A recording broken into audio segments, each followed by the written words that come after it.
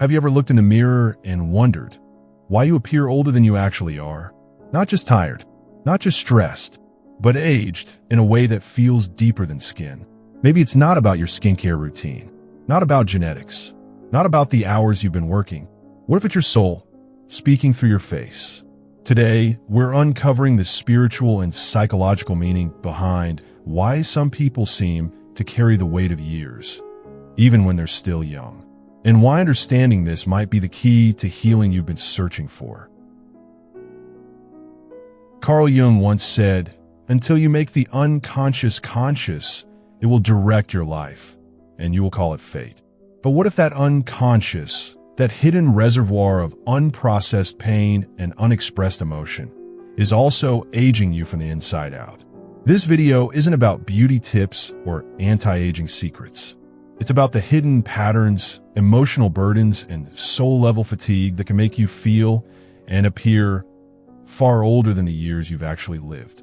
If you've ever felt like life has aged you faster than time should allow, if people constantly assume you're older than you are, if you've been called mature for your age in ways that feel more like wounds than compliments, you're not alone. There's a deeper reason for this premature aging, a spiritual and psychological truth that most people never discover. And once you see it, once you understand what your face and body have been trying to tell you, healing can finally begin. Let's start this sacred unraveling together. From a moment you could understand words, you may have been handed a role that wasn't meant for a child to carry. The strong one, the responsible one, the caretaker, the little adult in a house full of broken grown-ups who couldn't figure out how to take care of themselves, let alone protect you. You learned to read the room before you could read books. You learned to manage other people's emotions before you even knew what your own felt like. You became fluent in the language of crisis management while other kids were learning to play. That role, thrust upon you by circumstance, by family dysfunction, by a world that needed you to be older than you were, aged you emotionally and spiritually before you even had a chance to be young. Your nervous system got wired for survival, not joy. For hypervigilance, not wonder. For responsibility, not curiosity. For worry, not play. You smiled when you wanted to cry. You took care of others before you even knew how to care for yourself. You carried conversations that were too heavy for your small shoulders. You carried secrets that belonged to adults.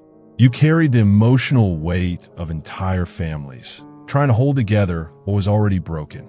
And that weight, invisible to most people around you, dismissed as maturity or wisdom beyond your years, has a cost that compounds over time. It shows up in your posture, the way you hold chronic tension in your shoulders like you're still bracing for the next crisis. It shows up in your eyes, which learned to scan for danger instead of beauty, which learned to look for problems to solve instead of moments to savor. It shows up in your face, which carries expressions of worry even in moments of rest, which has learned to wear concern as its default expression because someone always needed to be concerned, and that someone was always you. Because your soul is still carrying bags it was never meant to hold. Your psyche is still organizing itself around emergencies that may never come. Your body is still braced for responsibilities that were never yours to take on. Take a breath here. Feel into your body right now. Is this what you've been carrying all along? Let me tell you about Sarah. At 28, people consistently guess she's in her mid-30s. Strangers ask if she has children. She doesn't. Co-workers assume she's more experienced than she is. Friends come to her for advice about problems she's never personally faced, simply because something in her presence suggests she's been through it. She's been called mature for her age since she was 7 years old, when her parents divorced, and she became the emotional mediator between two adults who couldn't speak to each other without screaming. She learned to translate anger into hurt, to soothe wounded egos, to carry messages between people who lived in the same house but existed in different worlds of pain. Sarah never learned how to be carefree because carefree wasn't safe in her house. Someone had to worry about whether dad would come home drunk. Someone had to worry about whether mom would have another breakdown. Someone had to worry about whether there would be enough money for groceries, whether the electricity would get turned off, whether the fights would escalate into something worse. So she worried, and she planned, and she held it all together with the fierce determination of a child who believed that if she could just be good enough, responsible enough, strong enough, maybe the adults around her would finally be okay. And now, decades later, her body is still braced for the next crisis that may never come. Her face still carries the expression of someone who's always scanning for the next problem to solve. Her nervous system is still organized around a 7-year-old's terror that if she doesn't hold everything together, everything will fall apart. This is what Jung called premature ego development, when a child's psyche is forced to mature before its natural time, creating a split between the outer adult mask that had to develop for survival and the inner child that was never allowed to fully exist, never allowed to be protected and cherished and free. What role did you play in your family that maybe wasn't yours to play? What did you have to become in order to survive? You've been living in conflict with yourself for so long. You've forgotten what inner peace even feels like. You've silenced your truth to keep the peace around you. You betrayed your own needs to feel wanted, accepted, loved by people who could only love the version of you that made their lives easier. You've played a persona so long and so convincingly that you forgot who you actually are underneath the performance. The real you, with real needs, real desires, real limits, real emotions, got buried so deep that sometimes you wonder if that person ever existed at all. And every single day you lived as someone else, every moment you spent being who others needed you to be instead of who you actually were, you aged. Not just emotionally, but biologically. The stress hormones of constant pretending flood your system. The repressed emotions that never found release create chronic inflammation. The fatigue from wearing a mask that doesn't fit becomes a bone-deep exhaustion that sleep can't touch. The body keeps score, as trauma specialist Bessel van der Kolk reminds us. And that score shows up everywhere, in your skin, in your voice, in how heavy you feel even on rest days, and how much effort it takes to do things that used to feel natural and easy. This is what Jung called living in the shadow, all the parts of ourselves we've had to hide, deny, or reject to be accepted by others, to maintain relationships, to keep our jobs, to fit into a world that rewards conformity over authenticity. But the shadow doesn't disappear when we ignore it. It doesn't fade when we pretend it's not there. Instead, it festers. It creates internal tension. It becomes a constant source of stress that ages us from within, like carrying a backpack full of rocks that we've forgotten we're wearing. When you're constantly at war with parts of yourself, suppressing anger that needs to be felt, hiding vulnerability that needs to be expressed, denying needs that deserve to be met, your body becomes the battlefield. You might be someone who's been called wise beyond your years or praised for being an old soul. These compliments, while well-intentioned, often point to something heartbreaking.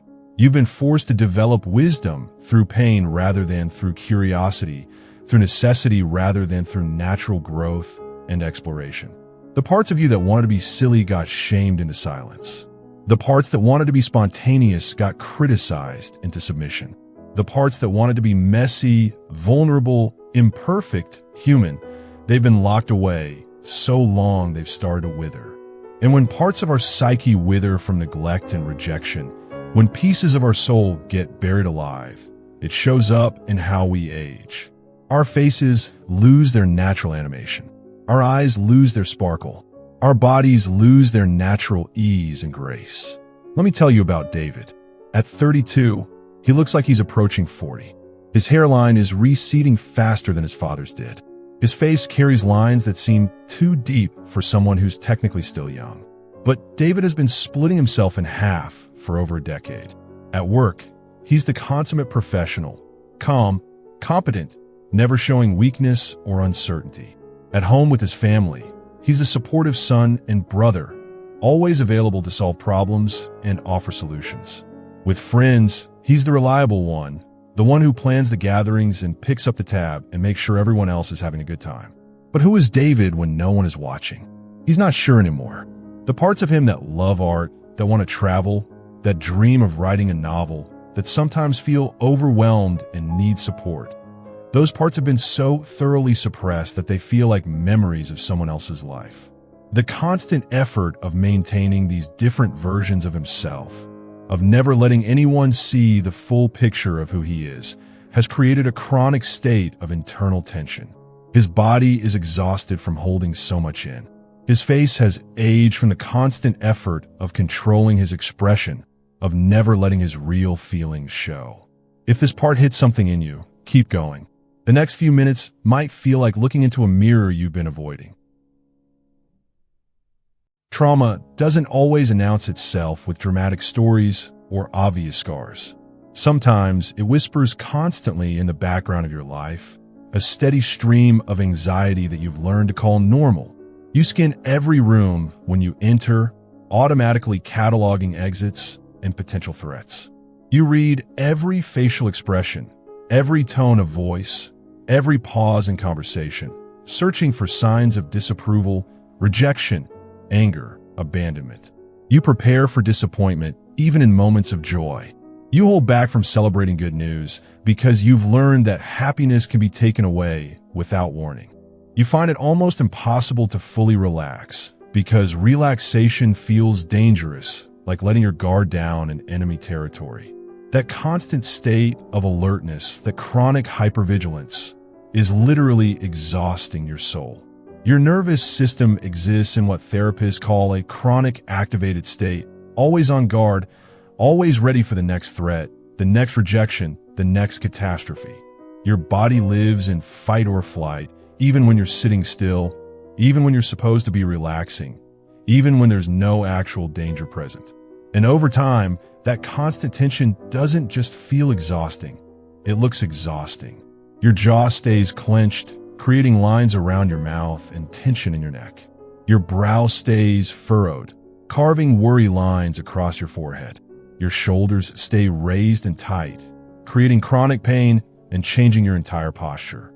Your breath stays shallow, depriving your cells of the oxygen they need to regenerate and heal. These aren't just temporary states that come and go with stress. When you live in hypervigilance long enough, these expressions become your default, carved into your face like years of weather on stone. But here's what's heartbreaking about this whole pattern. The danger you're scanning for, the threat you're always preparing for, might be an echo from your past rather than a reality in your present. Your nervous system never fully got the message that you survived whatever made you so vigilant in the first place. It never learned that you're safe now, that you can finally rest, that you don't have to be the guardian of your own life every single moment. This is why meditation feels impossible for you. Your mind won't stop scanning for problems. This is why vacations don't actually restore you. You can't turn off the part of you that's always working, always watching, always worried. This is why even sleep doesn't feel refreshing.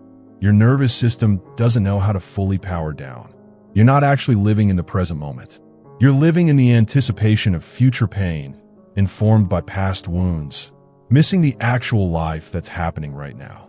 Jung wrote about this as being possessed by complexes, unconscious patterns that take over our lives, making us react to present situations as if they were past traumas, aging us with the weight of fears that may never materialize. Think about Maria, 29, who looks like she's been through decades of hard living. Her face carries a tension that makes people assume she's much older, much more experienced than she actually is. But Maria's experience isn't wisdom, it's hypervigilance.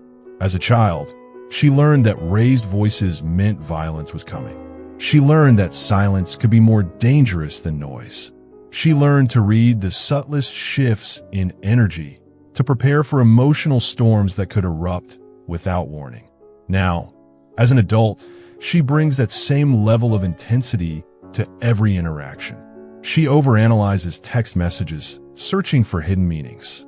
She reads threat into neutral expressions. She lives every day as if she's still that little girl who had to stay alert to stay safe. The chronic activation has aged her nervous system prematurely.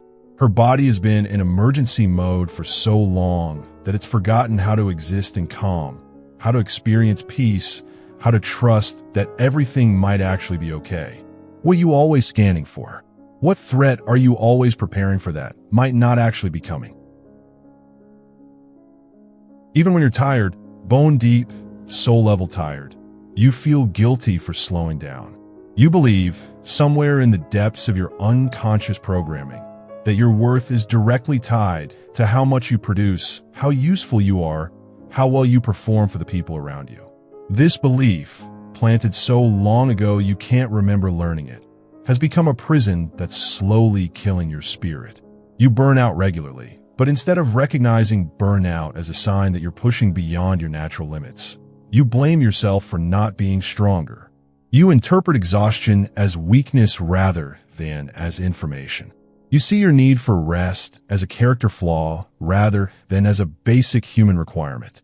This is what I call soul fatigue, the bone-deep tiredness that comes not from physical exertion, but from the constant effort of trying to earn your right to exist, to be loved, to belong. And when the soul is tired, when your deepest self is exhausted from performing, the body begins to break down in ways that show up as premature aging. Wrinkles deepen not just from time, but from the chronic stress of never feeling good enough. Eyes lose their sparkle not from age, but from the dimming of hope that you might someday be accepted for who you are rather than what you do. Joy becomes a foreign emotion because joy requires the kind of presence that you can't access when you're always working to prove your worth. You're not just tired, you're spiritually depleted. You've been running on empty for so long that you've forgotten what it feels like to have energy that comes from excitement rather than obligation, enthusiasm rather than duty, love rather than fear. Let me tell you about Jennifer, 26, who gets mistaken for someone in her mid-30s on a regular basis. She's been in the workforce for only 4 years, but she carries herself with the weariness of someone who's been grinding for decades. Jennifer learned early that love was conditional. Her parents praised her when she achieved, criticized her when she struggled, and ignored her when she was simply being herself without accomplishing anything notable. Now she's trapped in a cycle of overwork that she calls ambition, but that's really just terror of not being enough. She stays late at the office not because the work requires it, but because leaving on time feels like giving up. She takes on extra projects not because she enjoys them, but because saying no feels like failure. The chronic stress of trying to earn love through performance has aged her in ways that go beyond the physical. Her laugh sounds forced. Her smiles look tired. Her whole presence carries the weight of someone who's been trying too hard for too long. She looks older than her age because she's been living her life like a job interview that never ends, like a test she can never quite pass, like an audition for a part she's not sure she wants but is terrified of losing. Pause here and ask yourself, what would happen if you stopped trying to earn love and started believing you were worthy of it, just as you are? And here's the truth that might shatter everything you thought you knew about why you look older than your age. The version of you that appears older, that carries weight in their face and weariness in their eyes, that moves through the world like someone who's already been through too much, that version of you isn't broken. That version of you has been performing for love, holding back tears to keep others comfortable, saying, I'm fine, when your spirit is actively breaking, smiling through pain because you learned that your real emotions make people uncomfortable, and making people uncomfortable feels like a threat to your survival. You've aged, not from the passage of years, but from absence. The absence of safety to be authentically yourself. The absence of being truly seen and accepted for who you are beneath the roles you play. The absence of having permission to be human, messy, needy, imperfect, real. The absence of rest, real rest, the kind that comes from knowing you don't have to perform tomorrow. Carl Jung would call this shadow fatigue, the bone-deep exhaustion that comes from constantly suppressing, denying, and hiding parts of ourselves to maintain relationships, to keep jobs, to fit into a world that rewards conformity over authenticity. When you spend years, decades, living behind a carefully constructed mask, the mask eventually becomes fused to your face. And when the mask becomes your face, when you can no longer remember who you were before you learned to be what others needed, of course the real you starts to disappear. Of course your body protests with premature aging. Of course, you look older than your chronological age, because part of you has been aging in silence, in isolation, in the prison of pretending, while the rest of the world saw you functioning. The youthful energy, the natural sparkle in your eyes, the lightness in your step, the spontaneous laughter. These things don't disappear because of time. They disappear because they're being used up in the constant effort of being someone you're not. They fade because authenticity requires energy, and you've been using all your energy to maintain a false self. Let me tell you about Marcus, whose story might sound familiar. At 31, he's regularly mistaken for someone approaching 40. He works in corporate finance, wears the right clothes, says the right things, performs the right version of success with precision and dedication. But late at night, when he's alone in his apartment, he sometimes catches a glimpse of himself in the bathroom mirror and doesn't recognize the person looking back at him. His real self. The one who wanted to write poetry in college, who cried at movies, who dreamed of living by the ocean and working with his hands, who felt things deeply and wasn't ashamed of his sensitivity, has been buried so thoroughly under years of appropriate behavior that he's forgotten what his authentic joy even feels like. The weight of carrying a false self, day after day, year after year, has aged him in ways that no amount of skincare routines or gym memberships can reverse. The lines in his face aren't just from time. They're from the constant effort of holding a mask in place. The exhaustion in his eyes isn't just from long work days. It's from the soul-level tiredness of never being able to rest into his true self. But what if, and I want you to really consider this possibility, what if you don't need to perform anymore? What if the aging, the premature wearing down of your spirit and body isn't a punishment or a flaw or a problem to be solved with products and treatments? What if it's a message, a sacred signal from your deepest self that it's time to stop carrying what was never yours to carry? That it's time to stop earning what you already deserve? That it's time to return to the person you were before the world taught you that who you are isn't enough? So how do we return? How do we find our way back to the part that hasn't aged, hasn't been worn down, hasn't forgotten how to be authentically alive? Not with force, not with more self-improvement, not with harder discipline, but with gentleness. By giving yourself the childhood you never had, even now. By releasing the belief that you have to earn love through performance. By finally letting the tears fall that you've been holding back for years. This kind of healing isn't glamorous. It doesn't look like social media transformations. It's quiet, slow, often invisible. It looks like walking slower instead of rushing everywhere. Like saying no without elaborate explanations. Like resting without shame. It looks like removing the mask and discovering your real face is still there. Tired, yes. Worn from hiding, yes. But alive. Still beautifully alive. Jung called this individuation, the journey of becoming who you truly are, separate from who others expect you to be. It's not about becoming someone new. It's about uncovering who you've always been beneath the layers of adaptation and survival. Pause here and ask yourself, when was the last time you felt authentically like yourself? The beautiful thing about this healing is it happens in small moments that accumulate over time. You'll be walking and realize you're not scanning for threats. You'll catch yourself laughing, really laughing, and remember what joy feels like. You'll look in the mirror and notice something different in your eyes. Not younger, necessarily, but more present, more alive, more you. Your face will soften as you stop holding chronic worry. Your shoulders will drop as you stop carrying everyone else's weight. Your eyes will brighten as you stop hiding your truth. This is the reversal, when the aging that was never about time begins to slow down. Not because of products, but because your soul is no longer at war with your body. Let me know if you'd like the entire script combined in one scrollable view or formatted for teleprompter.